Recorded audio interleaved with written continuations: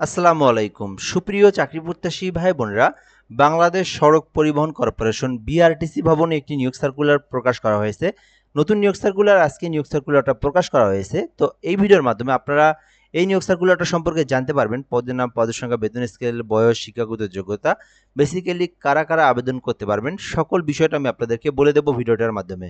তো খুবই গুরুত্বপূর্ণ একটি ভিডিও, সম্পূর্ণ ভিডিওটা শেষ পর্যন্ত দেখলেই বাংলাদেশ সড়ক পরিবহন কর্পোরেশনের নিয়োগ সার্কুলারটা সম্পর্কে বুঝতে পারবেন। আরেকটা বিষয় আপনাদেরকে বলে রাখি, যারা আমাদের ইউটিউব চ্যানেল থেকে ভিডিওটা দেখতেছেন অবশ্যই চ্যানেলটি সাবস্ক্রাইব করে রাখবেন। পেজটি থেকে যারা ভিডিও দেখতেছেন, ফেসবুক পেজ রয়েছে আমাদের জব প্লাস বিডি, এইখান থেকে যদি কেউ ভিডিওটা দেখে থাকেন পেজটি ফলো দিয়ে রাখবেন, তাহলে বাংলাদেশের সকল নিয়োগ সার্কুলার আপনি সহজেই সবার আগে জেনে নিতে পারবেন আমাদের মাধ্যমেই। বাংলাদেশ সরকার ও বিশ্ব ব্যাংকের যৌথ অর্থায়নে সড়ক পরিবহন ও জনপথ অধিদপ্তর কর্তৃক বাস্তবায়নাধীন 2 বছর মেয়াদী নিয়োগ সার্কুলার। অর্থাৎ এটা হচ্ছে বাংলাদেশ সরকার ও বিশ্ব ব্যাংকের যৌথ একটা নিয়োগ সার্কুলার, যেখানে বলা হয়েছে 2 বছর মেয়াদী একটি নিয়োগ সার্কুলার, যে কোনো সময় বাতিলযোগ্য। তো এটা কিন্তু আপনার সরকারি চাকরি, বাট এটা একটা প্রজেক্ট, ঠিক আছে, অস্থায়ী চাকরি প্রজেক্ট। যেই প্রজেক্টটা চলমান রয়েছে 2 বছর মেয়াদী থাকবে। এখন 2 বছরের পরেও যদি আরও বেশি দিন থাকে, বেসিক্যালি এই প্রজেক্টগুলো আপনার কখনো শেষ হয় না, 20 বছর 30 বছরও থাকতে পারে, ঠিক আছে। তো 2 বছর পরে কিন্তু আপনাকে আবার রেনু করে আপনি আরও থাকতে পারবেন, মানে 20 বছর পর্যন্ত হোক, 30 বছর পর্যন্ত আপনি কর্মরত থাকতে পারবেন। এটা ছিল একটা বিষয়। তবে প্রজেক্ট 2 বছরের, আপনাকে 2 বছর পরে তারা যদি প্রজেক্ট চলে যায় আপনাকে, আপনি বাতিল হতেও পারেন, ঠিক আছে, এইরকম একটা বিষয়। যদি প্রজেক্ট চলে সামনে, মানে 2 বছর পরে যদি আরও 10 বছর থাকে বা 20 বছর থাকে, আপনি থাকতে পারবেন। এইরকম একটা নিয়োগ সার্কুলার, সরকারি নিয়োগ সার্কুলার, বাট অস্থায়ী। আমি কিন্তু এটা আগেই আপনাদেরকে বলে দিলাম।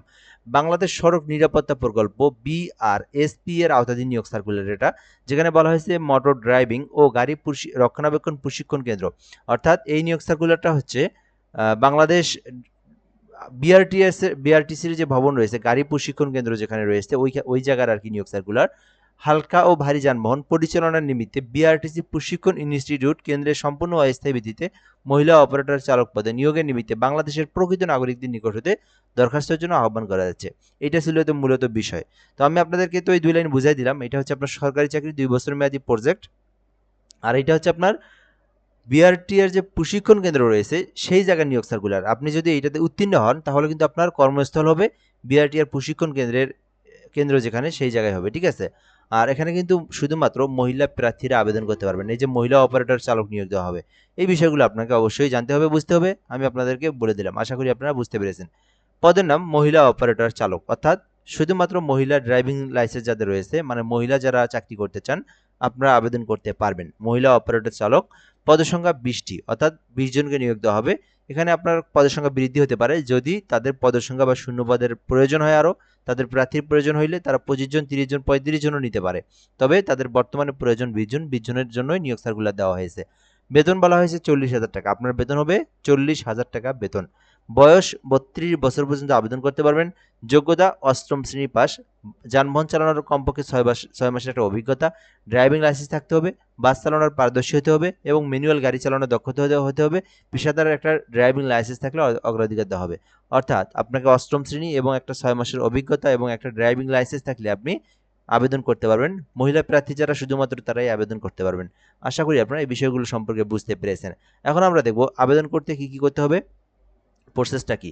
আবেদন করতে প্রথমে আপনাকে পিতামাতা ও স্বামীর নাম, স্থায়ী ঠিকানা, বর্তমান ঠিকানা, জন্ম তারিখ, শিক্ষাগত যোগ্যতা, ড্রাইভিং লাইসেন্স নম্বর, চাকরি করতে ইচ্ছুক জেলার নাম, অভিজ্ঞতা এবং এনআইডি উল্লেখপূর্বক আবেদন করতে হবে, ঠিক আছে। অর্থাৎ আপনার এই সার্কুলারে যদি আপনি আবেদন করতে চান, সেই ক্ষেত্রে আপনার এই যে তথ্যগুলো দিয়ে, প্রথমে পিতার নাম, মাতার নাম, স্থায়ী ঠিকানা, বর্তমান ঠিকানা এবং ড্রাইভিং লাইসেন্স নম্বর, চাকরি করতে ইচ্ছুক জেলার নাম দিয়ে, এনআইডি কার্ডের তথ্য দিয়ে আপনার কিন্তু আবেদনটা, মানে একটা অ্যাপ্লিকেশন কপি লিখতে হবে, ঠিক আছে। এটা কিন্তু আপনাকে অনলাইনে না, এটা আপনার অফলাইনে আবেদন, মানে এটার আপনার একটা আবেদনপত্র লিখতে হবে আগে, ঠিক আছে। আর এখানে আরেকটা বিষয়, সেটা হচ্ছে কোন জেলাতে আপনি চাকরি করতে ইচ্ছুক।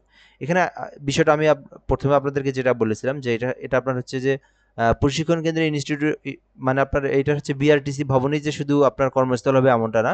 তারা চাইলে আপনাকে জেলা পর্যায়েরও কোনো একটা জেলাতে দিতে পারে। সেটা যদি তাদের সেই জেলাতে শূন্যপদ ফাঁকা থেকে থাকে, সেই ক্ষেত্রে আপনার সেই জেলাতেও দিতে পারে, ঠিক আছে। মানে যদি মনে করেন আপনার জেলা বগুড়া, যদি বগুড়া জেলাতে যদি বগুড়া জেলা বিআরটি এর ভবনের যদি প্রশিক্ষণ কেন্দ্রে যদি ফাঁকা থেকে থাকে, সেক্ষেত্রে আপনাকে দিতে পারে। আর যদি শূন্যপদ না থেকে থাকে, সেক্ষেত্রে আপনাকে বলা হবে আপনি যদি এই যে মেইন যে কেন্দ্র রয়েছে প্রধান কার্যালয়, সেখানেও কিন্তু আপনাকে মানে করতে পারবেন আপনি, এইরকম একটা বিষয়।